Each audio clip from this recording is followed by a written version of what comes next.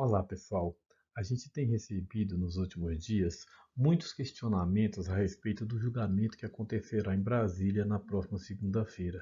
Então, a gente vai explicar um pouquinho o que é essa discussão que está acontecendo no tribunal, né? Então, assim, ó, a ação é uma ação de questionamento da cláusula 17ª do Acordo Coletivo Específico de 2010, né? O muito conhecido entre nós ACE 2010. E aí o seguinte, pessoal, a ação no TST, Tribunal Superior do Trabalho, ela vai ser julgada no dia 18 do 11, né? 18 de novembro de 2024. Então, assim, para entender melhor, você precisa saber primeiro o que tem o PSI de diferente, de diferenciado.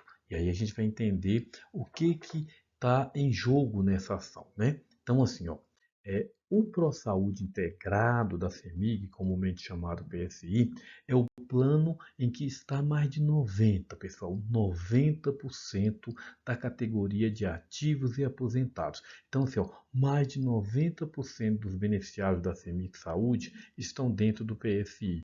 E aí é o seguinte, pessoal, ó, ele é um plano que tem características muito especiais e muito valiosas para os beneficiários, né?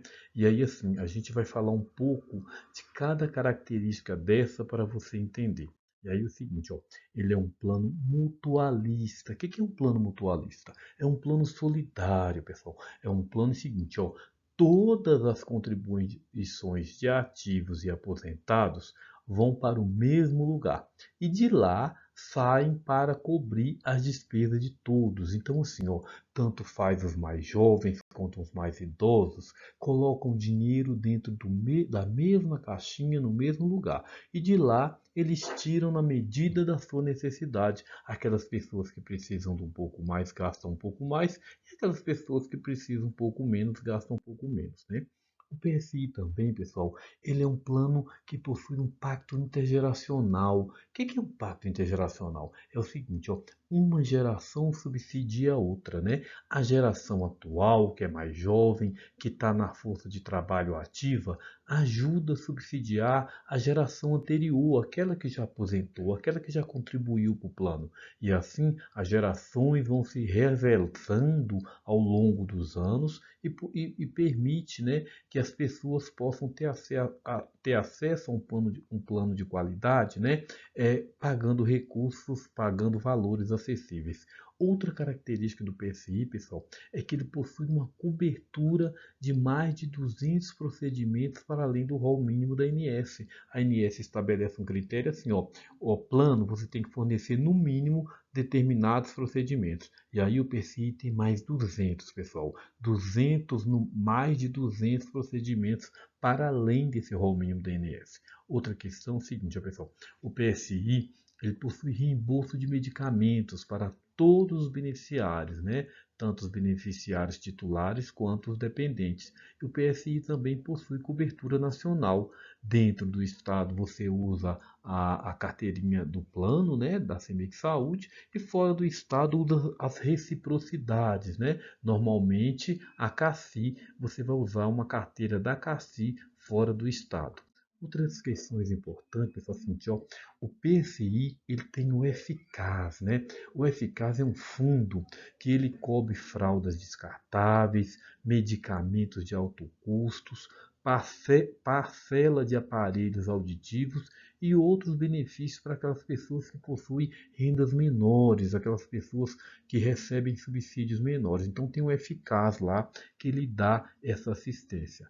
Outra coisa importante, pessoal, muito importante, é o seguinte, ó, no PSI as pessoas pagam de acordo com a sua capacidade econômica. A tabela de custeio é um percentual do valor de cada beneficiário titular recebe, né? Então é o seguinte, ó, pessoal, as pessoas pagam na medida da sua capacidade. Aquelas pessoas que recebem um pouco mais pagam um pouco mais e aquelas pessoas que recebem um pouco menos pagam um pouco menos e todos contribuem, né, para o mesmo plano e usufruem do mesmo plano com a mesma qualidade.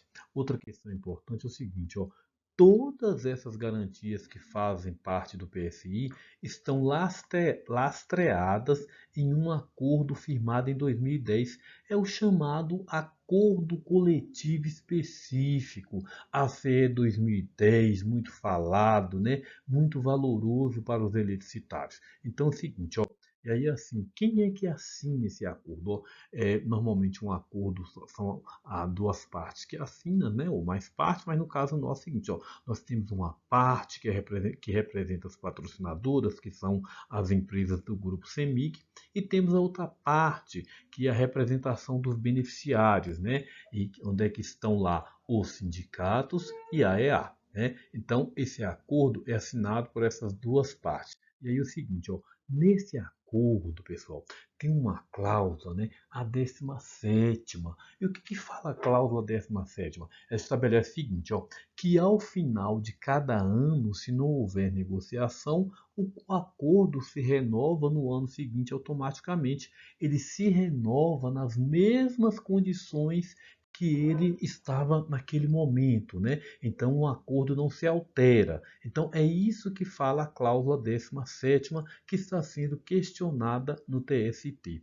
E aí o seguinte, pessoal, ó, a ação que corre lá, ela terá uma audiência no dia 18 de novembro, né? Segunda-feira próxima, né? É um pedido que a CEMIG faz para que essa cláusula, pessoal, a cláusula 17ª, a CEMIG pede que ela seja retirada do acordo. E assim, se retirar, o que acontece, pessoal? Se isto ocorrer, o acordo não se renovará no início de cada ano de forma automática, né? Então, assim, ó, então, todos aqueles direitos ditos acima, se não forem aceitos numa renovação negociada com a CEMIG, poderão ser retirados do acordo. É isso que vai acontecer, que acontece, pessoal, se a gente tiver a cláusula 17ª, pessoal. 17ª retirada do acordo coletivo específico, né? E aí o seguinte, ó, o que poderá acontecer, né? Ó, poderá perder aquilo